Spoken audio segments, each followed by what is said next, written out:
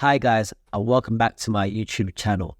So in this video, I'm going to talk about how you actually analyze a deal, the metrics you would use, and how to go about doing it.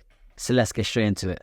What we first need to do is take a step back and understand a few key things about the property that we're buying. So number one is, what would be the purchase price of the property, right? Because this will give you a good understanding in terms of the money that you're putting into the deal. The second thing is, what is the rent that you'll be getting from the property? This will then give you a good understanding of the rental yield. And then thirdly, what would be the outgoing monthly expenses? So understanding these three components then will enable us to input them into some of our metrics to understand if this is a good deal for us. Let's use an example of a buy-to-let. We're buying a buy-to-let for £200,000. So what this will mean is we're going to have to put a 25% deposit down, £50,000, and then we're going to be paying stamp duty as well. So provided this is an additional property that you're buying, right, you will actually have to pay a 3% stamp duty, which equates to £6,000. Then you also have to equate for mortgage fees, solicitor fees, and other potential fees as well. So you have to put this into your calculation.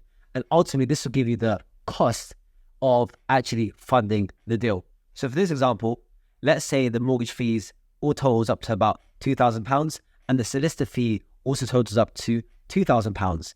Now, to fund this deal and to buy this buy-to-let, you'll have to put £60,000 in for a £200,000 property purchase. Let's say for this example, the rent that we'll be able to achieve from this property is £1,500. So that's the monthly rent we'll be getting from the tenants every single month. Let's look at the expenses, because there will be a cost attached to this. Firstly, you have a mortgage of £150,000.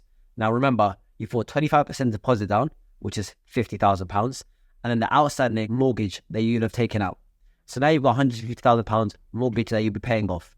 Now let's say for this example, it's an interest-only mortgage, which means you're only paying off the interest on the debt. And let's say this is 5%. So 5% of £150,000 works out to £7,500 every single year. If you divide this by 12, this works out to £625. Then you also have to account for maintenance that will be needed on the property. So generally, a rule of thumb is to account for 10% of the rent payment set aside for any maintenance that might need to be carried out on the property. So if the rent here is £1,500, then typically you may be spending £150 a month on just upkeeping of the property and general maintenance. Also, it may be that you actually use a management agent to actually manage the property for you. Now, let's use 10% for this example. So again, there's another £150 every month that the letting agent will be taking as a fee from the total rent. So let's break that down. So far, we've got £60,000 that we're spending on a £200,000 property. Then we've got £1,500 every month that will be coming in as rent. And now we also have a expense. We've got our £625 payment as a mortgage. We've got £150 going to the letting agent as a fee for them managing your property. And then we have £150 for general maintenance. Now, depending on the property that you're buying as well, if it is a flat, for example, then you may have to account for service charge and ground rent as well, which are extra charges that come with a flat. There's also building insurance and other potential insurances that you may have to cover, landlord insurance as well. So these are also costs that you will have to factor in your expenses. But for the purpose of this example, I'm just using the mortgage cost, the general maintenance, and a management fee of 10% as our example. There's two key metrics that I like to look at. First is the gross rental yield. And second, and probably the most important, is the return on investment. So let's look at the gross rental yield first. So for this example, we're collecting a monthly rent of £1,500. Every year, this works out to £18,000. And the purchase price of the property is £200,000. So the way to work out the gross rental yield is the total rental amount divided by the purchase price. And you'll times this by 100 just to get it as a percentage. So for this example, it's 18,000 divided by 200,000 times 100, and this works out to 9. So the gross rental yield in this example is 9%. Now let's look at the ROI, the return on investment in our example. So we put down £60,000 towards the property deposit, the mortgage fees, the solicitor fees, and the stamp duty.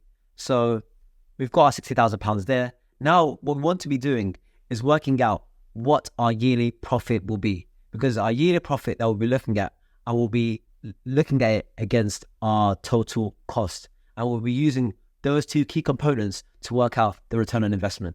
So our rent every month is £1,500.